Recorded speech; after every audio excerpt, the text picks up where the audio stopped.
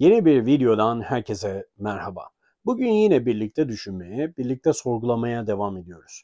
Geçen haftaki Azınlığın Tiranlığı adlı videomuza paralel bir konuyla yine beraberiz. Konumuza geçmeden önce benim derslerimde yapmış olduğum gibi size bir soru sorarak başlamak istiyorum bu videoya.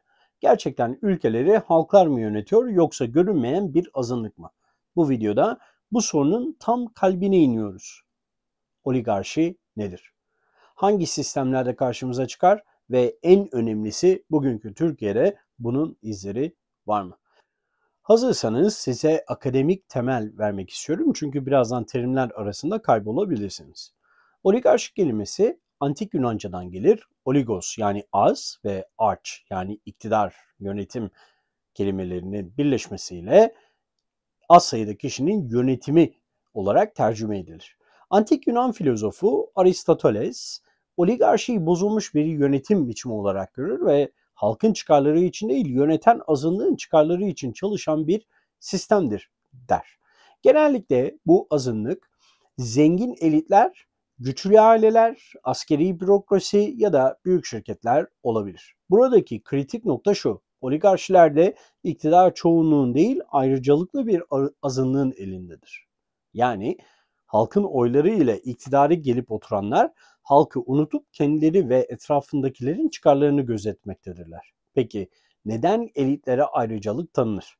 Çünkü ekonomik, askeri ve siyasi gücü elinde bulunduran bu kesimler karar alma süreçlerinde etkili olurlar ve sistemi kendi çıkarları doğrultusunda şekillendirirler. Bu ayrıcalık onların var olan güçlerini daha da arttırmalarına yardımcı olur ve böylece bir kısır döngü oluşur.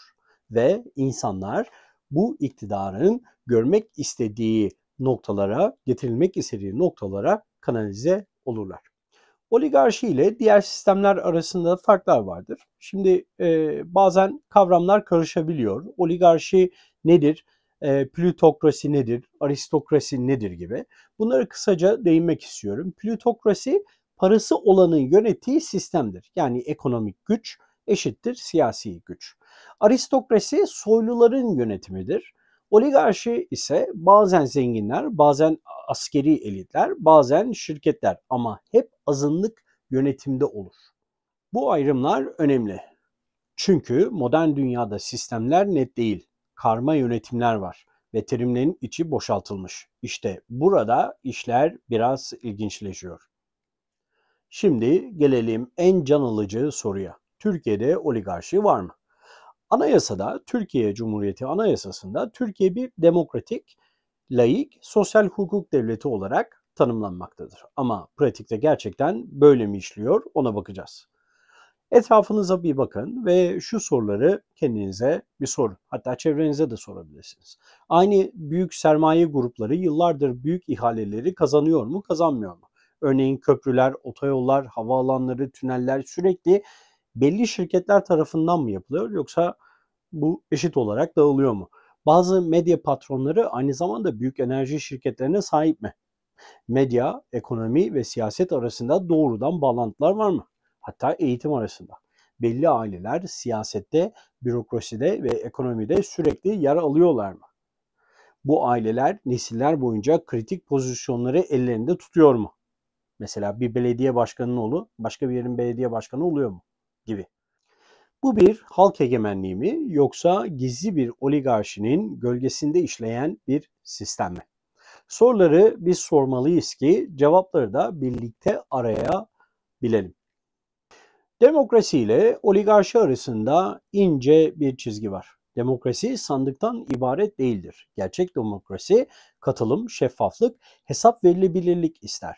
Eğer medya, yargı, ekonomi ve siyaset belli ellerde toplanmışsa, bir havuz oluşmuşsa, sandık olsa bile arka planda bir oligarşi olmuş veya oluşmuş olabilir.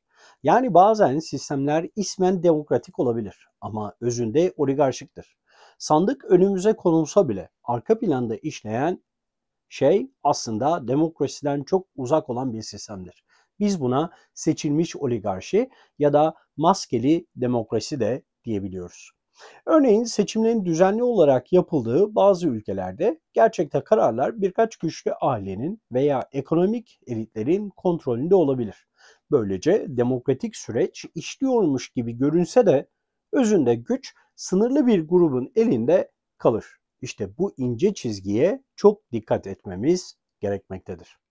Peki çözüm ne? Bu anlattıklarım sizi karamsar yapmış olabilir. Yapmasın. Bilgi güçtür. Kavramları bilirsek sistemi daha iyi okuyabiliriz. Gerçek demokrasi halkın bilinçlenmesiyle güçlenir.